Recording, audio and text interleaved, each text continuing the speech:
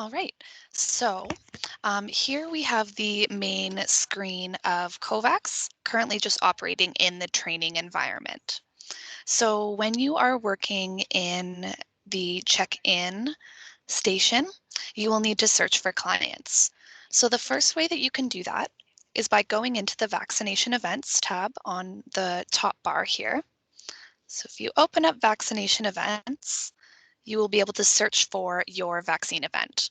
So in this case, it is WDG University Center Guelph. So if I just search WDG and hit enter, I'll see my vaccination event pop up here. So I can open this up. So this is the vaccine event here with all the information. This includes any clients that are associated with the vaccine event, as well as the inventory being the vaccine that is associated. To save this to your top bar here, if you want to click on this arrow, so it drops down, go all the way to the bottom where it says Open WDG University Center in new tab. So if you open that up, you'll notice there's an asterisk there. So it's not a solid bar yet. So if you were to leave this environment and go back in, it would be gone. So to make it so that this stays up here, if you hit this drop down arrow again, you can add this to the navigation bar. And then just by using this pencil here on the right-hand side, you're able to move any of these tabs around whichever way works best for you.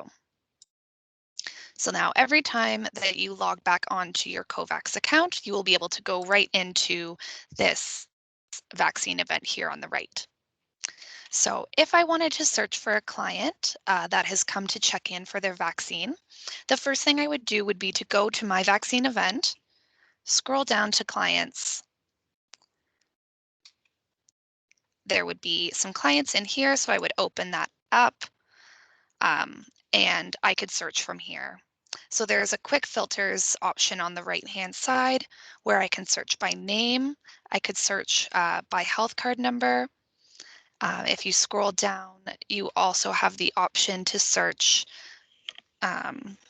by status. So if you know that this client is here for their first dose, they will be set up as a new client. So I could select that, hit apply, and all of the clients that would be here for their first dose would then show up on this side here. Similarly, if you wanted to find clients that are here for their second dose, that would mean that they had been dose 1 checked out. So if I would select this and hit apply, any client that had been dose 1 checked out would then be filtered onto this screen here. Now, if we have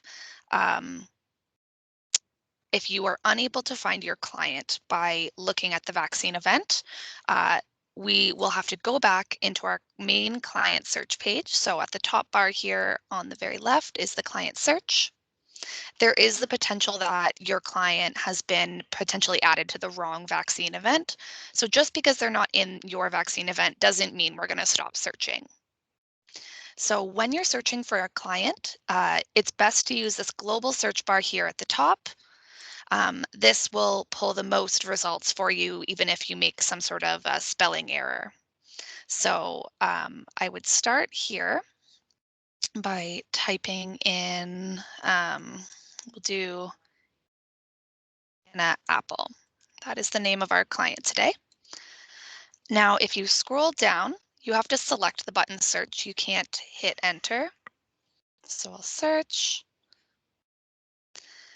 And if I scroll down to my results, I will see that there are several banana apples. Apparently it's a very popular name. Now, if, for example, the banana apple that I was looking for was not here, and I could tell that based on the date of birth that they had provided with me, any other information that they'd given me here, I could search by a couple different things. So we do encourage everyone to do at least 3 searches before creating a new client.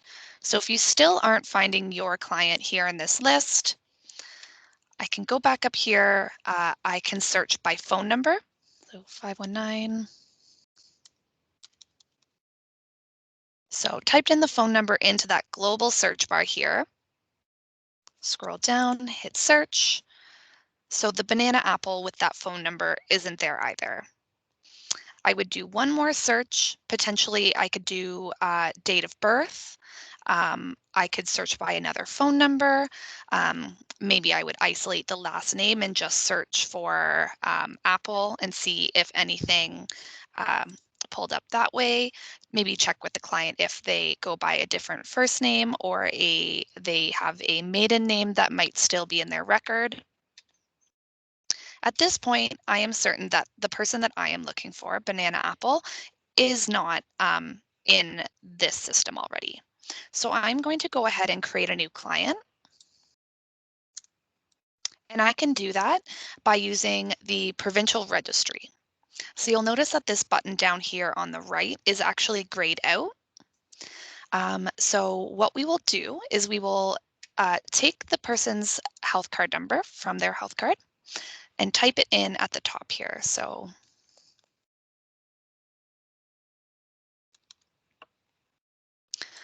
you will note that you do need the dashes in order to search the provincial registry. If you don't, the box remains grayed out. So I've put the health card number in there and I'm going to select search. And now you'll notice that this option becomes available. So if I open this up, the health card number is populated into this field and I will hit next. Now, because we are in the training environment and that is a fake health card number, nothing is coming up here. But what you would likely see if the person was in the provincial registry would be a pop-up would show up here and it would include their name, first and last, their health card number, date of birth, and address. There would still be a few fields that you would need to enter, and I will review that when I show you a manual client creation. And you would verify all that information with the client. And then once that is done, you would hit next, and then there would be the option to select finish. You would select finish, and then to open your client record, you can click this arrow right beside clients, and your new client record would show up in the recent records. So it looks like Banana Apple was not in the provincial registry, so I'm going to go ahead and create a new client. So I'll scroll down. You have to search at least once to be able to use this function down here for a new client, but I've already done that, so I will select new client, and this screen will pop up.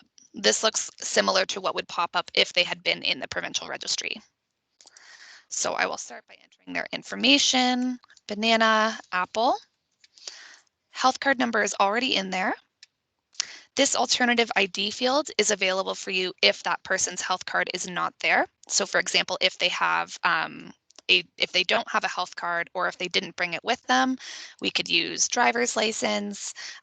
Maybe they have an out of province health card number, birth certificate, whatever sort of ID that they have with them. But Banana did bring their ID with them. We need to enter the date of birth here. When you click on this, a calendar will pop up and you can use this if you would like, but you could also just start typing over, which I find useful. So it goes year, month, day. Gender is another field that we do need to get. Now on the right side here, this is a very important tab, this vaccination event. We need to make sure that when we're creating a new client, either manually or even from the provincial registry, we are filling in this vaccination event field. So we want it to be WDG University Center Guelph. So we'll select that from the drop-down and make sure it's populated there. Reason for immunizations should be filled out as well. There are a few options here, but these will likely be expanded as more people become eligible for the vaccine. So we will say that Banana is a healthcare worker at a long-term care home. We'll just put La Pointe Fisher for this one. For contact information, we do want to try our best to get an email. So banana.apple@gmail.com. And in addition, a phone number. It is important to note that you want to make sure that whatever type of phone number you're getting, if you know it's a mobile number, you want to make sure it's going in that mobile field. And if it's a landline, it's their home phone, you want to make sure it is going here. There is some SMS functionality, so it is important to note that. So Banana gave me her cell phone number, so 519-240-9898. So our contact information that we need is in there. Scroll down, we need their address. So if you click on this search address function here, we can use Google Maps to find an address. So just make one up. So if I click on this here, it has populated these fields here. So I would just want to verify that all of these were filled in down here. Sometimes the postal code will only come up with 3 digits, and so we would want to make sure that we confirmed the last 3 and entered them. But after that, we are done with this client creation. I do just want to note that all this client consent information down here, we want to ignore that. The consent information is all collected when we check the client in. So from here, I'll just hit save at the bottom right. Oh. So when you search on the main page for the health card, you do need to have the dashes, but just note that in the actual client record, there should be no dashes in the health card number. So that should let me save now, and it's going to pull me into the client account. I just want to note that if you do use the provincial registry to create your client, and then you had gone into the recent records up here and found that client, you do still want to make sure that you are adding in this vaccination event in order for the client to get vaccinated at your location. So I like to do a quick double check of all the key information, specifically making sure that that vaccination event is here. I've got health card, date of birth, all that information that's required is filled out. And then I'm going to go up here to the top right, and I'm going to check in my client.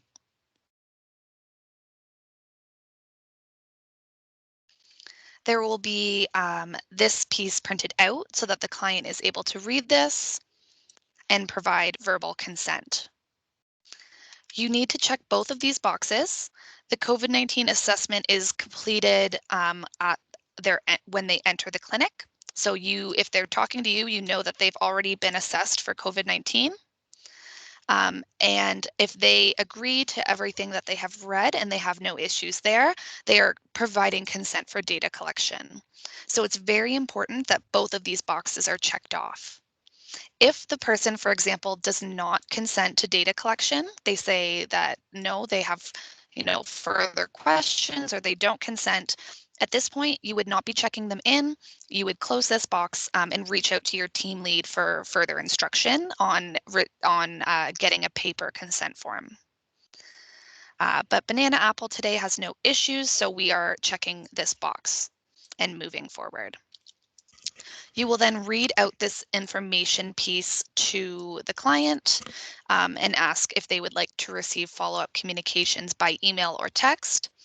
The email function is preferred because we do send email copies of the receipt for the vaccine. So I'll select email here. And then below, you will read out this consent piece for research studies, and they can consent to whichever they prefer. So Banana would like to receive it by text. You'll notice here that the reason for immunization is pulled in from the client account. Sorry, just one sec.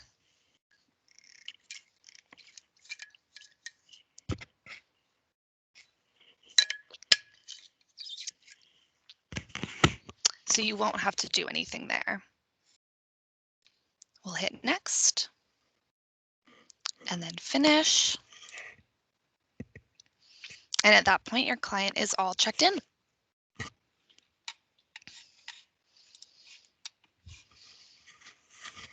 All right, we can stop the recording here.